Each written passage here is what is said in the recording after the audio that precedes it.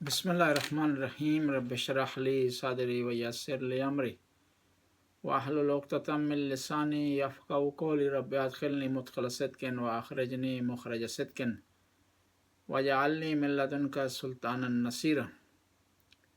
جیسے کہ آپ کے علم میں ہم نے داستان ہائے قرآنی کا ایک سلسلہ شروع کیا تھا، آج جو ہے وہ تیسری داستان پر پہنچے ہیں۔ تو یہ حضرت ابراہیم اور اسماعیل کی داستان ہے، اور اس داستان کو قرآن نے سورہ صافات میں بیان کیا ہے۔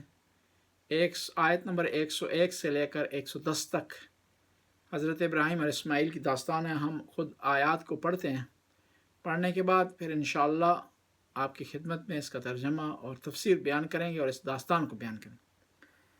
اعوذ باللہ من الشیطان الرجیم، بسم اللہ الرحمن الرحیم۔ وبشرناه بغلام حليم فلما بلغ معه السعي قال يا بني إني أرى في المنام إني أذبحك فانظر ماذا ترى قال يا أبت افعل ما تؤمر ستجدوني إن شاء الله من الصابرين فلما أسلما وتلاه للجبين فناديناه أن يا إبراهيم قد صدقت الرؤيا إنا كذلك نجزي المحسنين صدق الله العلي العظيم وصدق مولانا الکریم۔ ہم اب داستان کی طرف جاتے ہیں۔ حضرت ابراہیم نے خواب میں دیکھا، اور اس خواب کو اپنے بیٹے کے لیے جب بیان کر رہے تھے تو اپنے بیٹے کو بار بار دیکھ رہے تھے اور اس کا احساس دلوا رہے تھے کہ وہ اپنے بیٹے اسماعیل سے کتنی محبت کرتے۔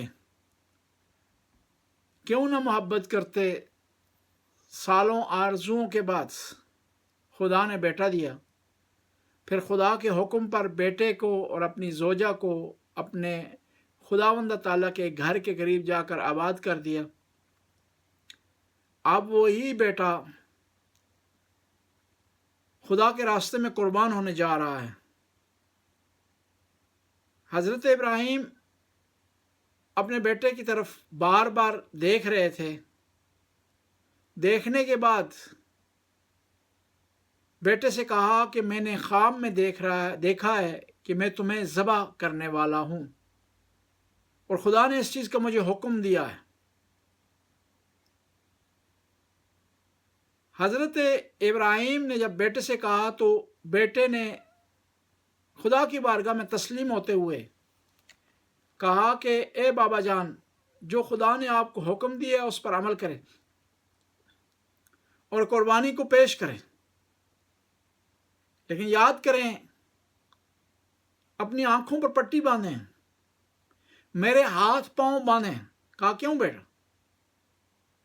کہا تو آپ میرے والد ہیں اور آنکھوں پر پٹی باندھیں، کہیں ایسا نہ ہو کہ باپ کی مشفقانہ محبت مانے ہو جائے کہ آپ خدا کے راستے میں قربانی کریں، اور دوسرا میرے ہاتھ پاؤں باندھیں، کہیں ایسا نہ ہو کہ میں آپ کے ہاتھوں سے فرار کر جاؤں، اور میری ماں کو اس میدان سے دور کریں۔ جب سارے لوازمات طے کیے گئے، وہ باپ جو اپنے بیٹے سے محبت کرتا تھا، چاہتا تھا، مدتوں بعد ایسا عظیم بیٹا ملا تھا، اس کو قربان کرنے جا رہا ہے، اور جب قربان کرنے لگا تو خدا کی طرف سے قربانی قبول ہوئی، اور اسماعیل کی جگہ گوسفند قربان ہو گیا۔ لیکن تاریخ میں مثال ہو گئی، والدین کے لیے مثال بن گئی، باپ حضرات کے لیے ایک مثال بن گئی، بیٹوں کے لیے ایک مثال بن گئی کہ باپ ہو تو ابراہیم جیسا خدا کے سامنے سر خم تسلیم کرے، بیٹا ہو تو اسماعیل جیسا جو قربانی کے راستے میں رکاوٹ نہ اور حائل نہ بنے۔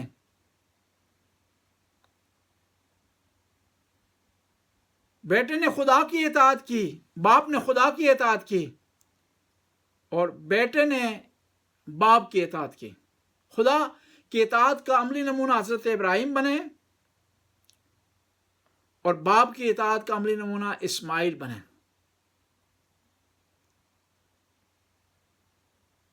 دنیا کے لیے ایک مثال قائم ہوئی کہ انسان کے لیے اگر وقت آئے تو اپنی قیمتی چیز، پیاری چیز، محبت بھری چیز خدا کے راستے میں قربان کر دیں۔ یہ تو تھے منا کے ابراہیم و اسماعیل، اس کے مقابلے میں ہے کربلا کا ابراہیم و اسماعیل۔ ابراہیم ہے محمد مصطفیٰ کے نواسے، اور اسماعیل ہے علی اکبر۔ اسماعیل نے کہا کہ بابا اپنی آنکھوں پر پٹی باندھیں، میرے ہاتھ پاؤں باندھیں، میری ماں کو اس میدان سے دور کر دیں۔ لیکن کربلا کے اسماعیل نے نہیں کہا کہ بابا میرے ہاتھ پاؤں باندھیں یا اپنی آنکھوں پر پٹی باندھیں یا میری ماں کو اس میدان سے دور کر۔ بس پتہ چلا ابراہیم کا کیا مقام ہے، امام حسین علیہ السلام کا کیا مقام، اسماعیل کا کیا مقام ہے، اور علی اکبر کا کیا مقام ہے۔ جب خدا نے اسماعیل کے بدلے گوسفند حاضر کیا، اور گوسفند دمبا حاضر کیا، اور گوسفند ذبح ہو گیا گوسفند، تو خداوند تعالیٰ نے ایک پیغام چھوڑ دیا کہ ابراہیم نے ایک اسماعیل قربان کرنے کی کوشش کی تھی مسلمانوں کے لیے، یہ تو واجب نہ ہوا کہ بیٹوں کو قربان کریں، لیکن خدا کے راستے میں قربانی دیں تاکہ اس کے گوشت سے غریب لوگ جو سارا سال گوشت سے محروم رہتے ہیں وہ فیض یاب ہوں۔ اور یہ اپنے بیٹوں کو تو قربان نہیں کرنا ان کے لیے واجب نہ ہوا، لیکن خدا کے راستے میں سال میں کم از کم ایک قربانی دیں، اور ان کی قربانی کے نتیجے میں وہ لوگ جو کہ بھوکے ہوتے ہیں ان کے لیے سال بھر گوشت کا انتظام نہیں ہوتا، انتظام کیا جا سکے۔ ایک اور نقطہ اس قربانی سے ہمارے لیے ظاہر ہوتا ہے کہ ابراہیم نے اسماعیل کو قربان کیا، پیار تھا اسماعیل سے، محبت ہی اسماعیل سے، اسماعیل کو چاہتا تھا، لیکن اس سے زیادہ چاہت ابراہیم کو اپنے پروردگار سے تھی، اپنے رب سے تھی۔ لن تنالوا البر حتی تنفقوا مما تحبون، تم اس وقت خدا کے راستے میں کامیابی تک نہیں پہنچ سکتے جب تک اس چیز کو قربان نہ کرو جو تمہیں سب سے زیادہ پیاری۔ ابراہیم نے اسماعیل کو قربان کیا، ہم آئیں اپنے نفسوں کو قربان کریں، اپنی خواہشات کو قربان کریں، نفس سے امارہ کو قربان کریں، اور دنیا کی محبت دل سے نکال لیں۔ ہمارا ہر کام خدا کی محبت کے مطابق ہو، ہمارا اٹھنا بیٹھنا، کاروبار، رہن سہن، کھانا پینا، اس میں خدا کی محبت شامل ہو۔ ہم نفس کو قربان کر دیں، خداوند تعالیٰ کی رضا کو مقدم رکھیں۔ خدایا ہمیں رضا الہی پر راضی رہنے کی توفیق عطا فرما۔ خدایا ہمیں خدا کے راستے میں قربانی دینے کی توفیق عطا فرما، گناہوں سے بچنے کی توفیق عطا فرما۔ خدا تیری بارگاہ میں عاجزی سے عرض کرتے ہمیں توفیق دے کہ ابراہیم اور اسماعیل کے نقش قدم پر چل سکیں اور اپنی بہترین چیزیں تیرے راستے میں قربان کر سکیں۔ ربنا آتنا فی الدنیا حسنہ وفی الآخرۃ حسنہ وقنا عذاب النار۔ جو مومنین و مومنات ہمارے اس پروگرام کو دیکھ رہے ہیں، خدایا اس پروگرام کا ثواب ان کے مرحومین کے نام اعمال میں درج فرما، ان قبروں کو منور فرما۔